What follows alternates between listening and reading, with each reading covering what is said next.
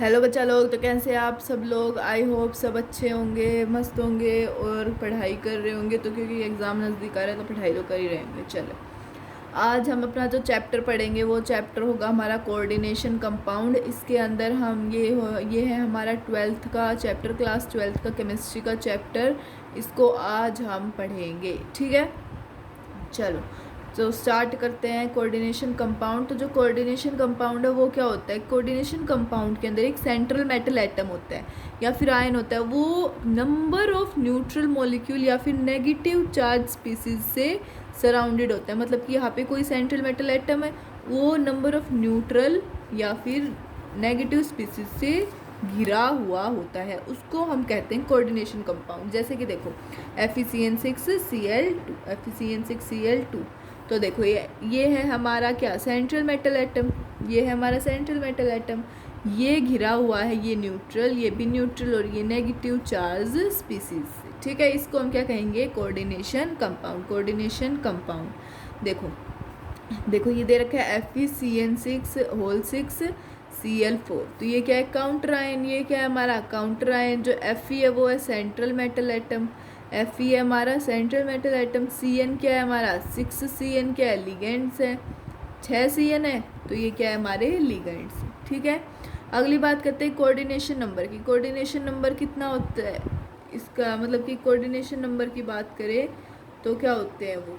चलो, तो most of का तो 6 ही होता है, इसका भी 6 ही है। कोऑर्डिनेशन नंबर क्या है इसका? 6 है।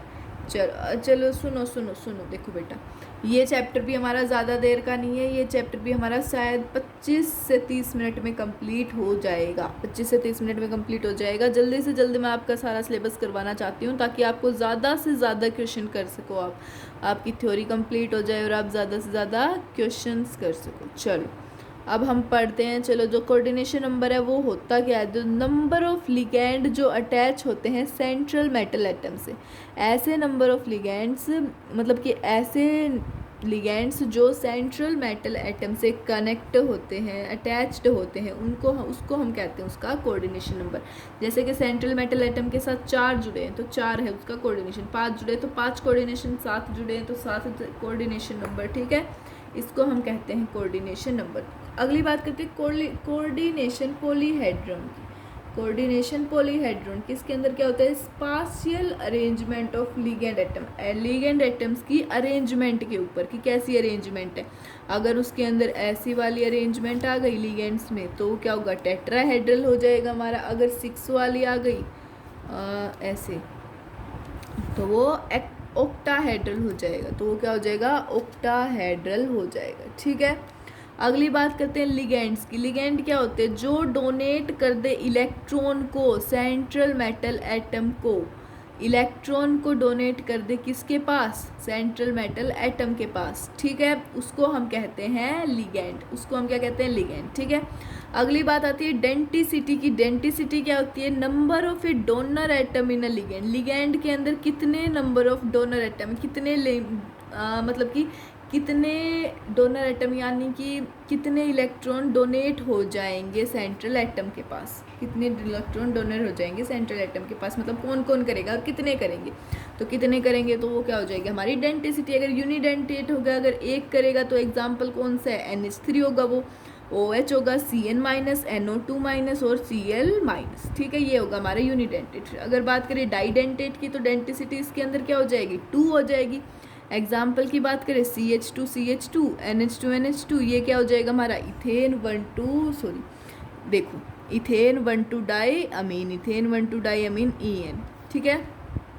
अगले एग्जाम्पल की बात करें CH2 NH2COO-, NH2COO-, इसको हम कहते हैं glycinate ion, glycinate ion, COO-, CO-, इसको कहते हैं ऑक्सलेटा OX, ऑक्सलेटा OX, ठीक है। अगली बात करें पॉलीडेंटेट। पॉलीडेंटेट तो क्या होता है? उसके अंदर कौन सा कंपाउंड होता है? EDTA। पॉलीडेंटेट में होता है EDTA, हेक्सा। तो ethylene diamine tetra acetate, ethylene diamine tetra acetate, ठीक है। अगली बात करते हैं हम एम्बीडेंटेट लिगेंड्स की। किसकी बात करते हैं? एम्बीडेंटेट लिगेंड की। इसके अंदर क्या होता है, जो कोऑर्डिनेशन होता है वो वन से ज़्यादा साइट होता है। मतलब कि जैसे NOT है तो NO2 है तो उसका उल्टा होगा क्या? ONO। CN है तो NC, SCN है तो NCN। ठीक है, तो ये मोनोडेंटेट लिगेंड होते हैं जो coordinate through more than one site, एक से ज़्यादा साइट पे करते हैं। अगली बात करते हैं हम चिलेशन की। किसकी बात करते हैं? चिलेशन की। जो डाई और पॉलीडेंटेड लिगेंड है वो अटैच होते हैं मेटल एटम से बाय दो और उससे ज़्यादा डोनर एटम। मतलब कि चिलेशन का मतलब जो डाई और पॉलीडेंटेड लिगेंड्स होते हैं ना, वो मेटल एटम से अटैच होते हैं, किससे? दो और उससे ज़्यादा डोनर एटम से, और वो कॉम्प्लेक्स को क्या बनाते हैं? स्टेबल बनाते हैं। वो कॉम्प्लेक्स को स्टेबल बनाते हैं, उसको हम कहते हैं चिलेटो। उसको हम क्या कहते हैं? चिलेटो कहते हैं। चलो देखो, जैसे कि Fe, ये NH2 ये क्या है? हमारा डोनर एटम है। इसको मेटल आयन को क्या करेगा? डोनेट करेगा मेटल एटम को। तो ये CH2 इसको हम क्या कहेंगे? चिलेशन कहेंगे। चलो, कौन सा ज़्यादा स्टेबल है इन दोनों के अंदर? क्यों ये वाला ज़्यादा स्टेबल है, क्योंकि इसके पास क्या है? चिलेशन है। इसके पास क्या है? चिलेशन है। अगली बात करें coordination number of central metal atoms. Coordination number क्या होता है सेंट्रल मेटल एटम का? तो देखो, जितने नंबर ऑफ इलेक्ट्रॉन्स कनेक्टेड होंगे, मतलब नंबर ऑफ कंपाउंड्स कनेक्टेड होंगे सेंट्रल मेटल एटम, तो CO से क्या कनेक्टेड है? EN3 यानी कि 6, तो इसका कोऑर्डिनेशन 6। Br2EN2 यानी 2 और 4 तो यानी 6, इसका 3 × 2 4 6। ठीक है, अगर बात करें अगली, तो अगली बात करते हैं हम IPSC नेमिंग की। किसकी बात करते हैं? IPSC नेमिंग की। Basic for ligands. लिगेंड्स के लिए क्या है? ये बेसिक बात है ये। ठीक है, तो देखो Cl जो माइनस होता है उसको हम कहते हैं क्लोराइडो, Cn माइनस को साइनो, NH3 को अमाइन, NO2 माइनस को नाइट्राइटो N, Na2 माइनस को नाइट्राइटो N, ONO को नाइट्राइटो O, H2O को एक्वा, मिथाइल अमाइन को CH3NH2, CH3NH2। ठीक है, 2 क्या होता है? डाई, 3 को ट्राई, 4 को टेट्रा, 5 को पेंटा, 6 को हेक्सा। जो मेटल है वो क्या है? नेगेटिव है, तो Fe क्या हो गया? फेरेट, Pd हो गया पैलाडेट, Ag हो गया अर्जेंटेट, Au हो गया ओरेट, Au हो गया हमारा ओरेट। ठीक है, अब बात करें En की, तो En के अंदर क्या होता है? इथेन 1,2 डाइअमीन, इथेन 1,2 डाइअमीन कहते हैं। तो डाई क्या हो गया हमारा? बिस, और ट्राई हो गया ट्रिस। तो इसकी जो ट्रिक क्या होती है IPSC नेमिंग करने की किसी भी कंपाउंड की, तो पहले साइड में, उसके बाद बीच में सेंट्रल एटम, फिर उसका साइड वाला।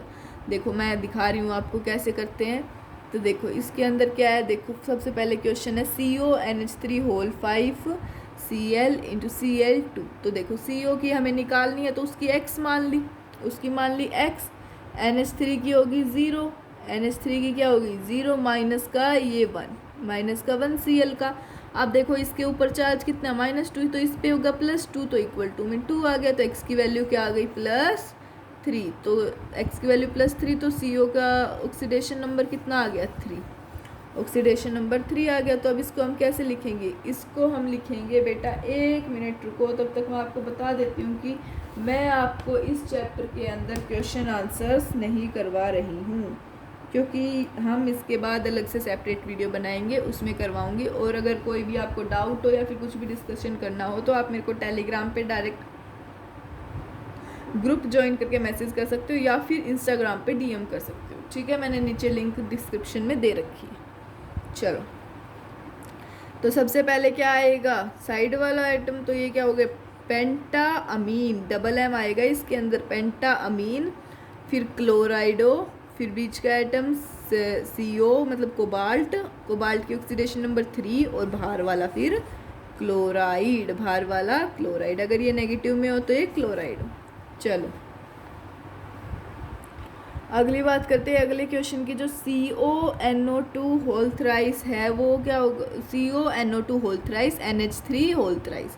तो इसके अंदर क्या होगा? देखो x मान लिया CO का, फिर -3 मान लिया NO2 का, फिर +0 इक्वल टू 0, कुछ नहीं है ना बाहर, तो प्लस इसका चार्ज कितना है? 0। तो x की वैल्यू आ गई 3, x की वैल्यू क्या आ गई? 3 आ गई। तो इसके अंदर क्या होगा? देखो ट्राई अमीन, ट्राई नाइट्राटोन। आप कहोगे कि मैम पहले तो ये वाला है, फिर आपने ये क्या लिखा, क्योंकि नेमिंग अल्फ़ाबेटिकल ऑर्डर के हिसाब से, तो अमीन का ए पहले आता है, नाइट्राइटो का एन बाद में आता है, तो tri amine, tri nitrito N, cobalt 1 3, cobalt 3। ठीक है, अगली बात करते हैं K2PdCl4 की। अगर पोटाशियम बाहर आ जाए तो देखो Pd का निकालना है, x-4 इज इक्वल टू इसके ऊपर +2, तो इस पर क्या होगा -2, तो इक्वल टू -2, तो x की वैल्यू आ गई हमारी 2, x की वैल्यू क्या आ गई 2, तो ये सेकेंड, इसकी ऑक्सीडेशन नंबर 2, तो ये क्या होगा पोटाशियम, पोटाशियम पहले ये लिखेंगे, उसके बाद टेट्राक्लोराइडो, क्योंकि माइनस का है अंदर, ये टेट्राक्लोराइडो पैलेडेट सेकेंड। ठीक है, अगली बात करते हैं AgCN होल ट्वाइस, और होल में क्या है -1, होल का -1, तो x Ag का हो गया हमारा x, Cn का हो गया -2 इज इक्वल टू -1, तो x की वैल्यू आ गई 1, x की वैल्यू क्या आ गई 1, तो ये क्या होगा dicyano argentate first ion, dicyano argentate first ion. ठीक है, चलो अगले क्वेश्चन की बात करें, तो उसके अंदर क्या है हमारा COONONH3 whole 5, COONONH3 whole 5 into में SO4, तो CO क्या हो गया, CO की x, ONO की -1 प्लस NH3 की 0 इज इक्वल टू ये पूरे के ऊपर +2, क्योंकि SO4 पे -2 था, तो इस पे +2 इज इक्वल टू +2, x की वैल्यू आ गई हमारी 3, x की वैल्यू क्या आ गई 3, तो ये क्या हो गया पेंटा अमीन नाइट्राइटो ओ कोबाल्ट 3 सल्फेट, पेंटा अमीन नाइट्राइटो कोबाल्ट 3 सल्फेट। ठीक है, चलो नेक्स्ट की बात करते हैं, तो नेक्स्ट में क्या है PtNH3 whole thrice ClNH2 CH3Cl, तो देखो Pt का निकालना है x, NH3 का 0, Cl का -1, NH2 CH3 का 0, तो और इसके ऊपर +1 चार्ज, क्योंकि Cl पे -1 है, तो इक्वल टू 1, तो x की वैल्यू आ गई 2, तो इसको क्या कहेंगे di amine chlorido methyl amine platinum second chloride. ठीक है, अगली बात करें COEN whole thrice 3+, COEN whole thrice 3+, तो क्या हो गया tris ethane 1,2 di amine cobalt 3 ion. ठीक है, अब अगली बात आती है आइसोमेरिज्म इन कोऑर्डिनेशन कंपाउंड्स के अंदर आइसोमेरिज्म, तो आइसोमेरिज्म में सबसे पहले पढ़ते हैं हम स्ट्रक्चरल आइसोमेरिज्म। इसके टाइप्स में पढ़ेंगे तो होता है सबसे पहले आयोनाइजेशन आइसोमेरिज्म, फिर सोलवेट आइसोमेरिज्म, फिर सोलवेट या फिर हाइड्रेशन, फिर लिंकेज, और फिर कोऑर्डिनेशन आइसोमेरिज्म। सॉरी, मैं वो शायद एम्बिडेंटेड मैंने आपको शायद गलत बता दिया था, जस्ट अ सेकेंड मेरे को देखने दो। हाँ, जिसके अंदर ये वाले कंपाउंड्स होते हैं ना, हाँ सिर्फ ये वाले, यूनी की वो नहीं है, NO2ONO नहीं है, वो लिंकेज में होता है, NO2CN- HCN होते हैं ना, वो होते हैं हमारा एम्बिडेंटेड। ठीक है, अब बात करते हैं हम आयोनाइजेशन आइसोमेरिज्म की। आयोनाइजेशन आइसोमेरिज्म की बात करें तो इसके अंदर क्या होता है, देखो CONH3 होल 5 BrSO4, ये ऐसे है, ये वाला एज इट इज़ रहेगा CONH3 होल 5 SO4, यहाँ पे बाहर आ जाएगा आपका Br, यहाँ पे बाहर क्या आ जाएगा आपका Br आ जाएगा। ठीक है, यहाँ पे बाहर Br आ जाएगा, ये दोनों क्या हो जाएंगे एक्सचेंज होंगे, तो हमारा क्या होगा आयोनाइजेशन आइसोमेरिज्म। ठीक है, अगली बात करें सोलवेट और हाइड्रेट आइसोमेरिज्म, सोलवेट या फिर हाइड्रेट आइसोमेरिज्म, जिसके अंदर H2O आए, वाटर मॉलिक्यूल्स आए, उसको हम क्या कहेंगे सोलवेट या फिर hydrate isomerism. CrH2O whole 6 Cl3, CrH2O whole 5 ClCl2.H2. ठीक है, अगली बात करते हैं लिंकेज आइसोमेरिज्म की। किसकी बात करते हैं लिंकेज आइसोमेरिज्म की, तो क्या होता है इसके अंदर CONH3 whole 5 NO2 and CONH3 whole 5 ONO, NO2 को क्या लिख सकते हैं हम, ONO, तो क्या हो जाएगा ये लिंकेज आइसोमरिज्म, लिंकेज आइसोमरिज्म। ठीक है, अगली बात करें हम कोऑर्डिनेशन आइसोमरिज्म, इसकी कोऑर्डिनेशन आइसोमेरिज्म की, तो देखो COEN होल थ्राइस और CrCN6, इसके अंदर अपोजिट हो जाएगा CREN होल थ्राइस और COCN6। ठीक है, ये हमारा कंप्लीट हो गया है हमारा स्ट्रक्चरल आइसोमरिज्म। अगली बात आती है हमारी स्टीरियो आइसोमरिज्म की। इसके अंदर अगर हम ज्योमेट्री की बात करें, ज्योमेट्रिकल आइसोमरिज्म की, स्टीरियो के दो टाइप होते हैं, ज्योमेट्रिकल और ऑप्टिकल। ज्योमेट्रिकल की बात करें तो इसके अंदर सिस और ट्रांस होता है हमारा, क्या होता है, सिस और ट्रांस। तो सिस के अंदर देखो जो ऐसे वी शेप बना रहा हो ना, ऐसे वी शेप, तो वो होता है हमारा सिस, वो क्या होता है, सिस। अगर हमारा ऐसे स्ट्रेट प्लेन हो तो ये क्या होगा हमारा ट्रांस, ये क्या होगा, ट्रांस होगा। ठीक है, दोनों कंपाउंड्स प्लेन हो, जैसे Cl क्या है, प्लेन कंपाउंड्स हैं तो ट्रांस, V बना रहे हैं तो सिस, V बना रहे हैं तो सिस। इसके अंदर भी देखो ये V बना रहे हैं तो ये क्या हो गया सिस, और ये Cl ऐसे प्लेन है तो ये ट्रांस, ज्योमेट्रिकल। चलो अगली बात करते हैं, इसके अंदर देखो इसके अंदर क्या है, ये अगली बात करते हैं फेशियल या फिर मेरिडोनल की। फेशियल या फिर मेरिडोनल की, देखो जो क्या करे, ट्रायंगल बनाए, जो हमारा ट्रायंगल बनाए, ऐसे ऐसे ऐसे जो ट्रायंगल बनाए वो क्या होता है हमारा फेशियल, वो क्या होता है फेशियल, वो हो गया हमारा फेशियल। ऐसे ट्रायंगल बनाए वो हो गया हमारा फेशियल। मेरिडोनल जो हर दो के सामने क्या हो, एक हो, इसके सामने ये है, इन दोनों के सामने ये है, इन दोनों के सामने ये हो गया, और भी इन दोनों के सामने क्या हो गया हमारा, ये हो गया, ये वाला। ठीक है, हर दो के सामने एक बना रहे, तीसरा बनाए तो उसको हम कहेंगे मेरिडोनल, उसको हम क्या कहेंगे, मेरिडोनल। ठीक है, अगली बात करते हैं हम ऑप्टिकल आइसोमेरिज्म की। ऑप्टिकल आइसोमेरिज्म के अंदर होता है मिरर इमेज, किसी भी कंपाउंड की मिरर इमेज जब उसकी सेम होगी तो वो होगा हमारा ऑप्टिकल आइसोमेरिज्म। तो देखो ये क्या दे रखा है एग्जांपल हमें, COEN होल थ्राइस, तो कोऑर्डिनेशन नंबर इसका कितना हो गया, 3 × 2 6, तो ये ENCO यहाँ पे हम पूरा पहले बना देंगे, उसके बाद बीच में यहाँ पे EN लिखेंगे, यहाँ पे बीच में, फिर यहाँ पे बीच में, फिर ऐसे ऐसे करेंगे, दोनों से बॉन्ड है, फिर ये इसका इससे बॉन्ड है। ठीक है, ये क्या हो गया +3, फिर अगर इसकी मिरर इमेज बनाए तो CO।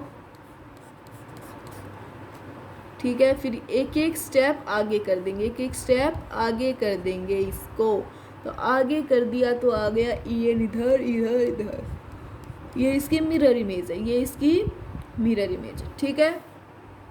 अगली बात करें PtCl2En ट्वाइस होल 3, तो ये क्या आ गया PT, ये Cl, ऐसे Cl, फिर ये En इधर बीच में, फिर ऐसे इसकी मिरर इमेज बनाएंगे तो PtCl En। ठीक है, अगली बात करें, आ गया ऑप्टिकल में आइसोमेरिज्म, ये इतना ज़्यादा इम्पोर्टेंट नहीं है तो मैं आपको करवा भी नहीं रही इतनी ज़्यादा। ठीक है, अगली बात करते हैं Werner theory of coordination compound. Coordination compound के अंदर वर्नर थ्योरी क्या थी, तो वर्नर के अकॉर्डिंग जो मेटल है वो कंसिस्ट करते हैं दो टाइप्स की वैलेंसीज को, जिनको हम कहते हैं प्राइमरी वैलेंसीज और सेकेंडरी वैलेंसी। ठीक है, तो जो प्राइमरी वैलेंसी है वो इक्वल होता है ऑक्सीडेशन नंबर के, और सेकेंडरी वैलेंसी कोऑर्डिनेशन नंबर के। ऐसी वैलेंसी है जो सेटिस्फाई हो लिगेंड से। सेकेंडरी वैलेंसी क्या है, ऐसी वैलेंसी जो लिगेंड से सेटिस्फाई हो। ठीक है, एग्जाम्पल में FeCN होल 6 Cl2, तो इसमें क्या होता है प्राइमरी वैलेंसी ऑक्सीडेशन स्टेट होती है, प्राइमरी वैलेंसी क्या होती है हमारी ऑक्सीडेशन स्टेट। सेकेंडरी वैलेंसी होती है कोऑर्डिनेशन नंबर, अब हमें निकालने आयंस इसके अंदर, तो देखो इसके अंदर क्या होगा -1, इस पे -1, इस पे फिर -3 हो जाएगा पूरे पे, तो +3, तो 3 और 1 आयन, कितनी आयंस, 4 आयन हो गए, 3 और 1 कितने हो गए, 4 आयन। ठीक है, एक और क्वेश्चन आता है CrCl3.6H2O को अगर हम AgNO3 में डालेंगे तो ये क्या हो जाएगा, हमें AgCl मिलेगा। तो क्या बन जाएगा, CrClH2O होल 5 Cl2.H2 ठीक है। अगली बात के COCl3.6H3 इसके अंदर अगर हम AgNO3 डालेंगे तो क्या मिल जाएगा, 3 AgCl मिल जाएंगे। हमें क्या मिल जाएंगे, 3 AgCl मिल जाएंगे। तो ये क्या बनाएगा, CONH3 whole 6 Cl3 CONH3 whole 6 Cl3। तो ये क्या हो गया, CONH3 whole 6 into Cl3 whole 6 into Cl3, ठीक है। चलो अगली बात करते हैं हम वैलेंस बॉन्ड थ्योरी की। किसकी बात करते हैं, वैलेंस बॉन्ड थ्योरी की। तो फर्स्ट क्या आता है पॉइंट हमारा, जो मेटल लिगेंड बॉन्ड है वो फॉर्म होता है by donation of electron by ligand to metal. Ligand से लेके मेटल तक इलेक्ट्रॉन का डोनेशन, उससे क्या बनता है, हम क्या करते हैं, इलेक्ट्रॉन का डोनेशन करते हैं by ligand to metal, ligand से मेटल। तो उससे क्या बनता है हमारा मेटल लिगेंड बॉन्ड, उससे हमारा मेटल लिगेंड बॉन्ड बनता है। और जो मेटल एटम है उनके पास क्या होते हैं, वैकेंट ऑर्बिटल्स होते हैं। मेटल एटम्स के पास वैकेंट ऑर्बिटल्स होते हैं, ठीक है। अगली बात करें, जो नंबर ऑफ अनपेयर्ड इलेक्ट्रॉन है तो कॉम्प्लेक्स क्या होगा, डायमैग्नेटिक। और अनपेयर्ड है मतलब कि नंबर नहीं, अगर कोई भी अनपेयर्ड इलेक्ट्रॉन नहीं है, नो अनपेयर्ड इलेक्ट्रॉन है, तो वो होगा हमारा डायमैग्नेटिक कॉम्प्लेक्स। और अगर अनपेयर्ड इलेक्ट्रॉन है तो वो होगा हमारा पैरामैग्नेटिक। अगर अनपेयर्ड है तो क्या हो जाएगा, पैरामैग्नेटिक, ठीक है। जो स्ट्रॉन्ग फील्ड लिगेंड है वो पेयरिंग ऑफ इलेक्ट्रॉन को रखते हैं कि हाँ यहाँ पे पेयरिंग ऑफ इलेक्ट्रॉन होगी। स्ट्रॉन्ग फील्ड लिगेंड में क्या होता है, पेयरिंग ऑफ इलेक्ट्रॉन होती है, ठीक है। अगर n-1 इंटू डी ऑर्बिटल्स की बात करें तो यूज़ करते हैं हम, अगर इफ n-1 ऑर्बिटल्स यूज तो इनर ऑर्बिटल्स और लो स्पिन क्या हो गया, पेन इनर ऑर्बिटल्स और लो स्पिन और स्पिन पेयर्ड कॉम्प्लेक्स। तो क्या हो जाएगा, अगर inner orbitals n-1 into D orbitals use होंगे, n-1 इंटू डी ऑर्बिटल्स अगर यूज होंगे तो जो इनर ऑर्बिटल्स हैं वो होंगे और लो स्पिन होगी और स्पिन पेयर्ड कॉम्प्लेक्स का स्पिन पेयर्ड कॉम्प्लेक्स होगा, ठीक है। अगली बात करें, अगर एन डी यूज होगा, अगर एन डी यूज होगा तो क्या होगा, ऑर्बिटल्स होंगे, क्या होगा, आउटर ऑर्बिटल्स होंगे, हाई स्पिन होगी और स्पिन फ्री कॉम्प्लेक्स होगा, हाई स्पिन होगी और स्पिन फ्री कॉम्प्लेक्स होगा, ठीक है।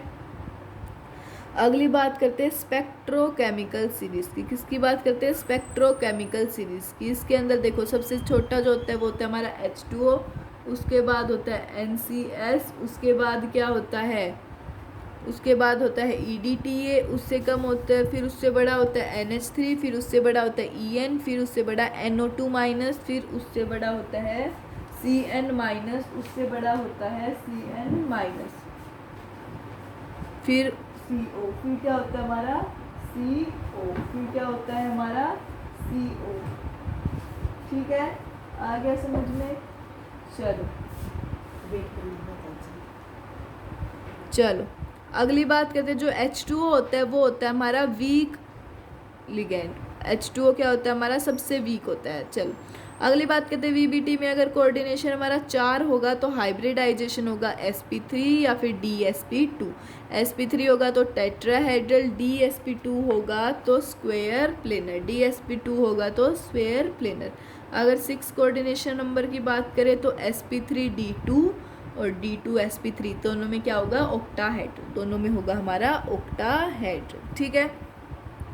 अब कुछ क्वेश्चंस की बात कर लेते हैं। क्वेश्चंस के अंदर क्या है, हमें देखो सबसे पहला क्वेश्चन है मैग्नेटिक बिहेवियर, फिर लो स्पिन, फिर हाई स्पिन, फिर डायपैरा और हाइब्रिडाइजेशन। तो फर्स्ट क्वेश्चन के अंदर देखो CONH3 होल 6 दे रखा है 3+, तो CO की x मान ली, NH3 0 +3 का चार्ज है ऊपर, +3 का चार्ज है तो x की वैल्यू आ गई 3, x की वैल्यू क्या आ गई 3 आ गई। तो क्या हो गया, CO क्या था हमारा 3d7 4s2, 3d7 4s2, 27 number पे यही होगा। फिर D की, S की, P की, D की बनाएंगे तो 1 2 3 4 5 6 7, 3d7, फिर s का 2। अगर CO+3 की बात करें, CO का आ गया +3 आ गया तो 6 हो जाएगा, ये 2 कट गए, एक और हट गया, 3d6 आ जाएगा। फिर इधर हो जाएगा हमारा 1 2 3 4 5 6 हो जाएगा, S खाली P खाली। अगर हम बात करें जो NH3 है वो क्या है, स्ट्रॉन्ग लिगेंड है। NH3 क्या होता है हमारा, स्ट्रॉन्ग लिगेंड होता है ना, थोड़ा सा ज़्यादा स्ट्रॉन्ग होता है, तो क्या होगा, पेयरिंग हो जाएगी। तो इसके अंदर क्या हो जाएगी, पेयर 1 2 3 4 5 6, ये सारे खाली हो गए हमारे। तो ये क्या हो गया, इनर ऑर्बिटल, और ये क्या बच गया, D2sp3 ऑक्टाहेड्रल। तो ये क्या हो गया, लो स्पिन है, अनपेयर्ड है, कोई भी पेयर नहीं है, तो ये क्या, और डायामैग्नेटिक कोई भी पेयर नहीं है। ठीक है, अब ये नेक्स्ट जो क्वेश्चन है वो आपके लिए घर पे आपको सोल्व करना है, मैंने यहाँ पे सोल्व करवा दिया है अच्छे से। चलो अब हम अपने नेक्स्ट टॉपिक पे बढ़ते हैं। नेक्स्ट टॉपिक है हमारा crystal field theory. Crystal field theory के अंदर क्या होता है, स्प्लिटिंग होती है ऑक्टाहेड्रल क्रिस्टल फील्ड में। सबसे पहले पढ़ेंगे ऑक्टाहेड्रल में, जिसका कोऑर्डिनेशन 6 होता है। तो यहाँ पे दे रखा है हमारा फ्री मेटल आयन, ये होता है फ्री मेटल आयन, एनर्जी होती है, तो ये इसका बनाएगा, तो ये 5 बॉन्ड, यहाँ से 2 एनर्जी, यहाँ पे भी स्प्लिट होगा ये 2 से 3 में, तो यहाँ पे कितनी होगी, 2 में Eg और नीचे T2G। तो यहाँ से यहाँ तक कितना होगा, ये 3/5 डेल्टा नोट, ये 2/5 डेल्टा नोट, और ये पूरा हो जाएगा हमारा डेल्टा नोट। तो ये crystal field theory energy gap है, ये क्या हमारी क्रिस्टल फील्ड एनर्जी गैप है।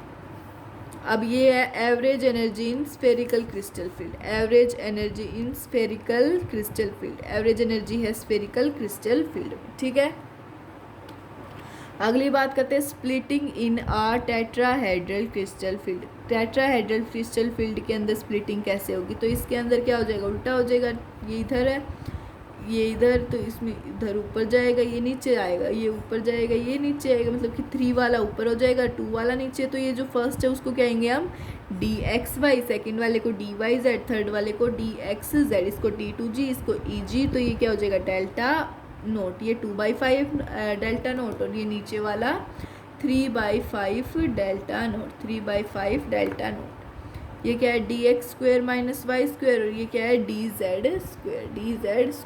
ठीक है, ये फ्री आयन होता है।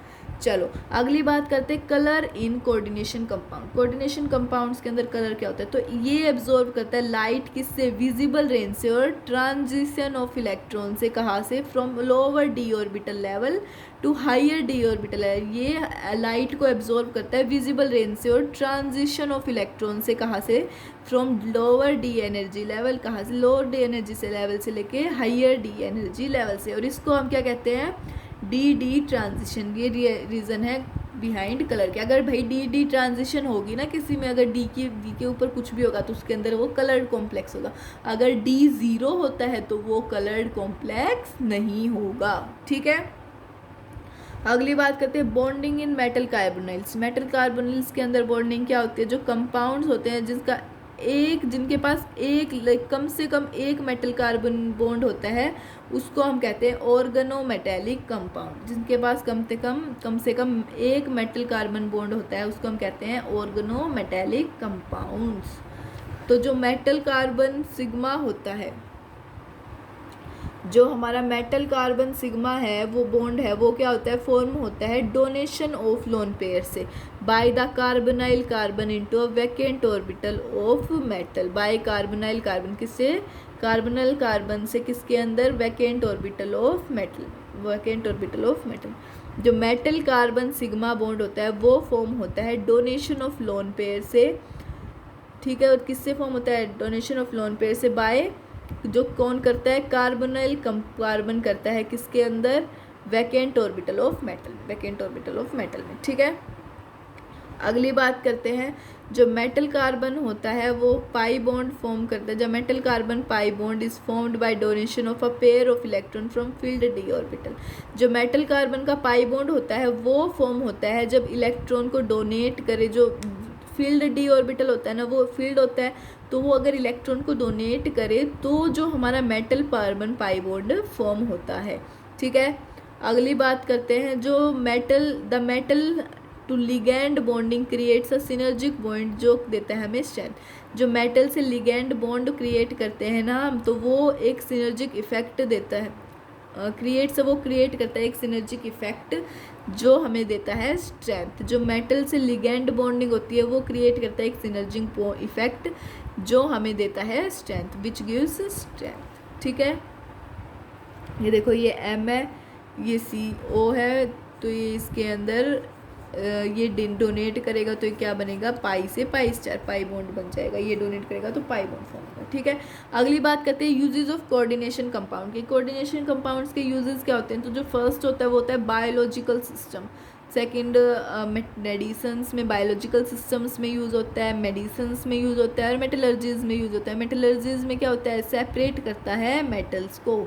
मेटलर्जीज में क्या होता है, सेपरेट मेटल्स को सेपरेट, जैसे गोल्ड को सेपरेट करता है, सिल्वर को सेपरेट करता है, ऐसे। ठीक है, अगली बात करते हैं हम डबल सोल्ट की। डबल सोल्ट क्या होता है, हमारा नॉर्मल सोल्ट होता है, अगर हम इसको H2O में वाटर के अंदर डालें ना तो ये अपनी आइडेंटिटी को लूज़ कर देता है, तो ये अपनी आइडेंटिटी को लूज़ कर देता है। ठीक है, ये होता है हमारा डबल सोल्ट। और एक होता है कोऑर्डिनेशन, या फिर इसको हम क्या कहते हैं, कॉम्प्लेक्स सोल्ट। इसको अगर हम H2O में डालें तो ये अपनी आइडेंटिटी को लूज़ नहीं करता है। ठीक है, तो ये जो हमारा कोऑर्डिनेशन कंपाउंड चैप्टर है उसकी समाप्ति हो चुकी है। लगभग 30 मिनट की वीडियो है हमारी, तो हमने ये चैप्टर हमारा कंप्लीट कर लिया है। ठीक है बेटा, अब हम मिलते हैं हमारे नेक्स्ट लेक्चर में। तो पढ़ाई करते रहे, ऑल द वेरी बेस्ट। और सब्सक्राइब ज़रूर करके जाना है चैनल को, टेलीग्राम ग्रुप को ज्वाइन कर लेना, या फिर इंस्टा पे DM कर देना कोई भी अगर डाउट आए तो, और क्वेश्चंस मैं आपको बाद में करवाऊंगी। ठीक है, लाइक भी करना, शेयर भी कर देना, और कमेंट भी करके जाना कि कैसी लगी वीडियो, और बताना कि अगला चैप्टर कौन सा करना है। चलो ठीक है बेटा, चलते हैं। Okay, bye bye, tata, all the very best.